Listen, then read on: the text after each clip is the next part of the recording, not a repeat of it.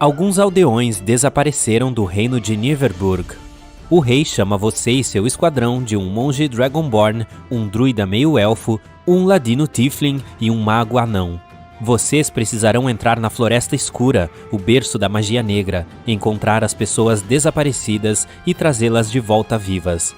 Mas o caminho pela frente está cheio de monstros à espreita nas sombras. Se vocês tiverem sucesso, o rei dará 1000 moedas de ouro para cada. Mas se não, bom, vamos esperar que vocês consigam. Agora jogue os dados para ver o que o destino tem reservado para você.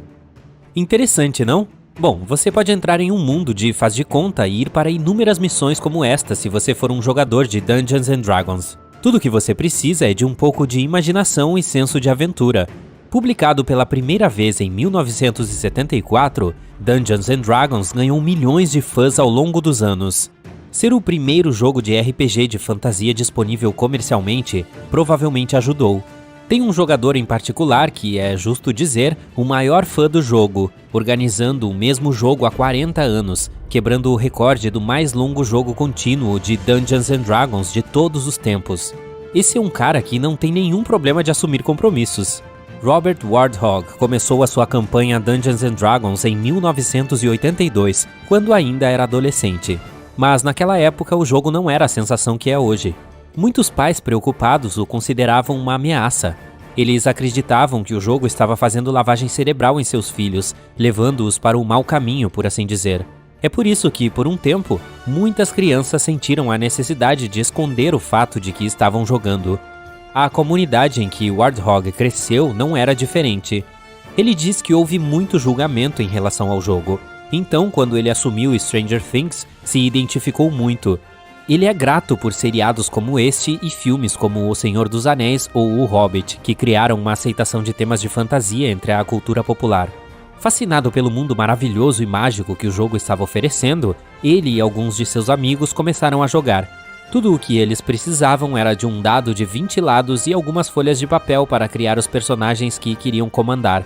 No entanto, Warthog não era um jogador, mas um mestre. Os mestres são quem organiza cada sessão de jogo.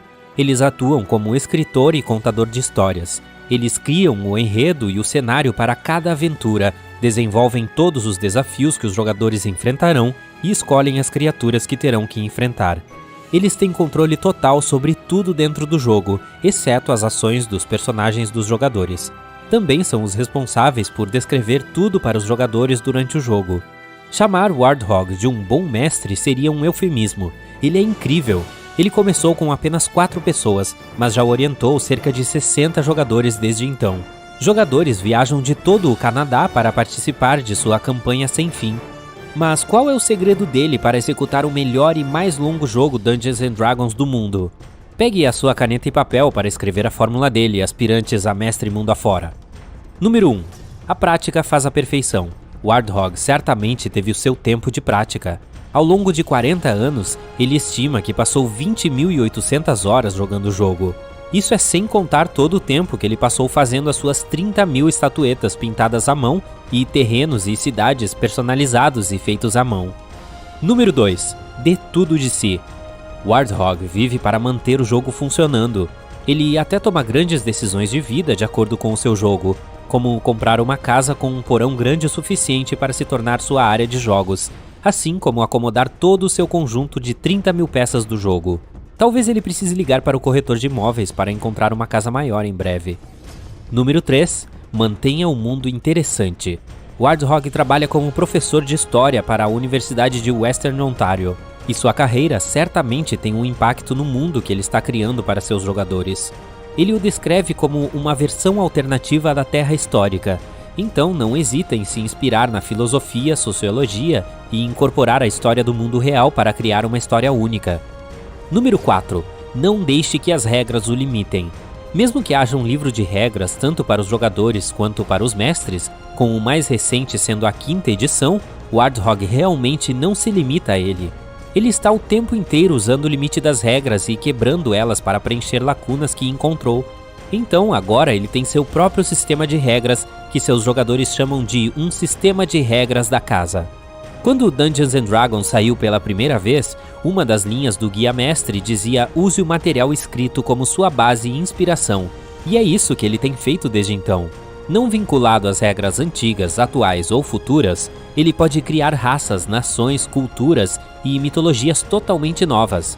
Essa liberdade ajuda a manter seu jogo fluindo, já que nenhum jogador precisa parar e verificar as coisas. E à medida que seu jogo fica cada vez maior, ele continua desenvolvendo e mudando seu sistema de regras para torná-lo ainda melhor do que antes. Mas isso não significa que ele não esteja usando o que o manual do Dungeons & Dragons lhe oferece. Ele ainda inclui monstros como o Demogorgon em seus jogos. Número 5. Misture e combine gêneros.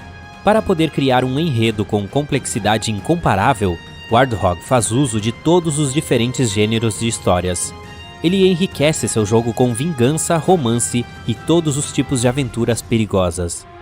Número 6. Faça o risco ser alto para os jogadores. Mais de 500 personagens foram criados e usados no jogo de Warthog ao longo de 40 anos. Esse grande número pode ser devido à sua regra de não voltar à vida. Isso ocorre porque ele tenta manter o risco mais alto possível para seus jogadores. Se um personagem eventualmente está fora dos pontos de vida, não há como voltar. A única maneira de os jogadores voltarem ao jogo é se já tiverem personagens sobressalentes, senão estão fora do jogo para sempre. Ele acredita que isso cria emoção e tensão, e ele provavelmente está certo, já que viu adultos chorarem à mesa por seus personagens saírem do jogo. Número 7. Mantenha-se organizado. Não é fácil curar missões, assim como rastrear as aventuras de mais de 50 jogadores. Existe um grande objetivo final no jogo de Warthog, mas também tem milhares de subtramas e subcampanhas acontecendo, assim como inúmeros arcos de história de todos os diferentes personagens que muitas vezes se estendem por décadas. E ele tem que se lembrar de tudo isso, então comprar um planejador não seria má ideia. Número 8. Não permita que coisas pessoais afetem seu jogo. Com certeza deve ser ótimo poder jogar Dungeons & Dragons com o seu pai, ou talvez não se o seu ex-namorado ainda estiver no jogo. Sim, esse é o caso da filha de Warthog, que se juntou ao jogo como uma fada quando tinha cerca de 6 anos. Agora ela tem 20 anos e ainda está jogando, ao lado de seu ex. Porque o Warthog tem o princípio de que uma vez que ele permite que alguém entre no jogo, ele nunca vai impedi-lo de jogar. Isso que eu chamo de uma situação incômoda. Número 9. Continue se lembrando do que realmente importa. Para Warthog, o jogo representa a amizade. Ele acredita que as amizades precisam de algo para mantê-las unidas à medida que as pessoas passam por suas vidas. Ele diz que fez alguns grandes amigos ao longo do caminho e acha que enquanto mantiver o jogo vivo, não perderá nenhum deles, já que sempre haverá um motivo para se reunirem. Warthog é muito acolhedor a novos jogadores e personagens e nunca pretende desistir. Então, quem sabe um dia você pode participar do jogo dele.